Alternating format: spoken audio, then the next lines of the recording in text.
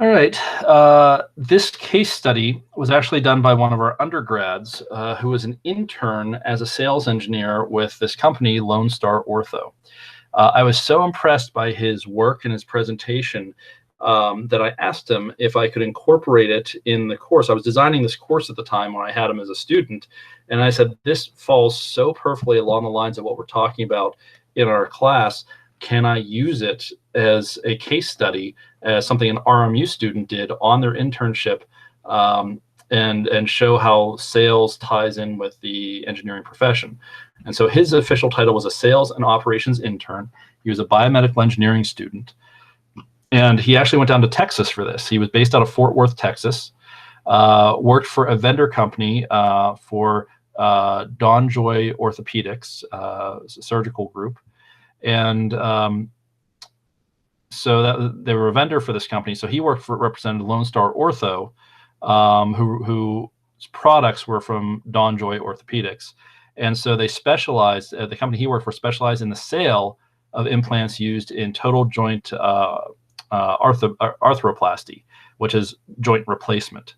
So the equipment itself was from DJO, but he was a sales rep for LSO, which would sell the products and also help with the integration and the surgical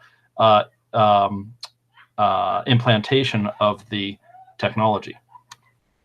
So the first thing he did was he shadowed a sales rep. And so he learned what his job would be.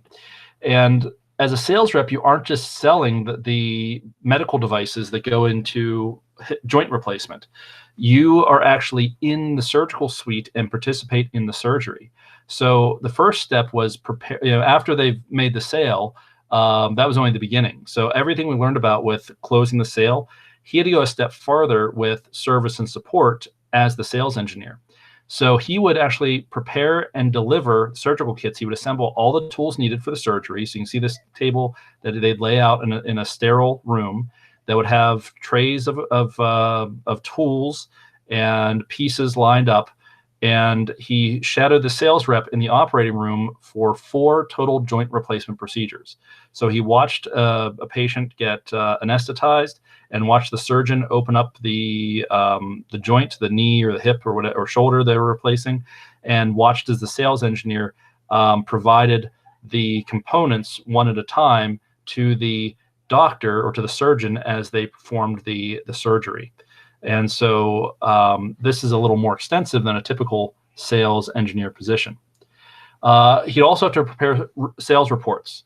So this was a weekly task he did with Excel, and he would receive the sales reports from the supervisor, and actually did this across all sales reps.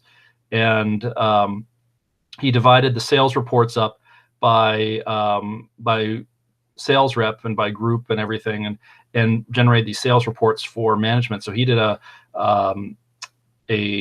numerical job too that was helping out in the sales division to analyze the sales reps' performance each week and graph that information for management to help them understand the how well they did that in each week.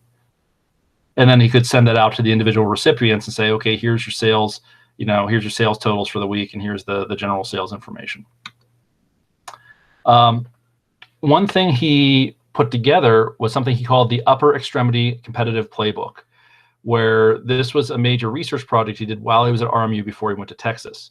So to prepare himself for this internship, he learned all about the product from his company and then all of the competitors as well. So for shoulder implants, they were competing with Arthrex, Dupuis, Synthes, Exactech, Stryker, Wright, and Zimmer Biomet. So he studied up on all these competitors, found marketing information, found information from their websites, pulled together and did a competitive analysis and discussed these findings with his supervisor, and for the company developed what he called the Upper Extremity Competitive Playbook, which shows every competing product. And you see here a sample from it. So here's Zimmer Biomet. So they have the comprehensive anatomic model, and he focused on what they say. So these were the key points, the key sales points for the competitor. Compared to his product, he then gave the rebuttals that you want to use when selling, and said the short stem design is designed to be easy to revise, but have better initial fixation with the special coating they have. The heads are designed to reproduce anatomic height radius ratios and have neutral and offset positions. And the drop and go glenoid is designed to provide immediate stability and be bone sparring in the center of the glenoid valve, and is available in E+ poly, whatever that means. So these are technical terms that he understands and can explain to the surgeons that he's talking with. And so each page shows what are the strengths of the other systems that he's encountering, that he's seeing on the market, that he's seeing, when he goes to talk to doctors, what they're, getting, and then how to highlight the differences between those competing products and his product. So what to emphasize and show. So one of the things here, they have, the competitor has a 145-degree neck shaft angle, whereas they run a 135-degree neck shaft angle and lateralized center of rotation, which helps avoid scapular notching, which is a problem long-term with these implants. And so, again, they show the differences and highlight the differences. He also worked on implant vocabulary and parts, so how to define these things for the sales reps or for the surgeons. So you define, arthroplasty, the surgical reconstruction or replacement of a joint, the modular design of the system. So the system subdivides into smaller parts called modules, which can be independently created, modified, replaced, or exchanged between different systems. So they could have a different, module here where you have the glenoid, which is what goes into the socket. This becomes the socket area. They've got the implant ball here, which is a module. They've got the implant stem, which is a module. So this modular design where they can mix and match what they need to make the part they need. Their stem's made of titanium. They have head made of cobalt chrome, and it's a porous coating for osteo integration, meaning the bone will grow into that porous coating on the implant pieces. And then he talks about the anatomic versus reverse type of shoulder joints. So they have two different versions. One has the ball on the shoulder, one has the ball on the upper arm, one has the ball on the shoulder joint. And it says the rotator to cuff will determine which implant is best. And we have, for healthy rotator cuff, the anatomic is better. If you have torn rotator cuff, the reverse tends to be a better way. And they show the different versions with the DJO offerings, the anatomic and reverse version of it. Some of the key differences, and so these are the selling points of the DJO versus the Striker down here. So you have you have a shorter stem length with DJO, which means more of the bone is preserved, and there's less implant needed, less blood loss as a result, easier to remove, shorter operation time, all good things. And again, that's when you have a shorter stem, and you see the short stem design of the DJO at the top versus the Striker down below. Let's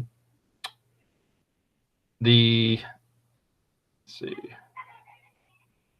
I think the competitors don't have a modular design.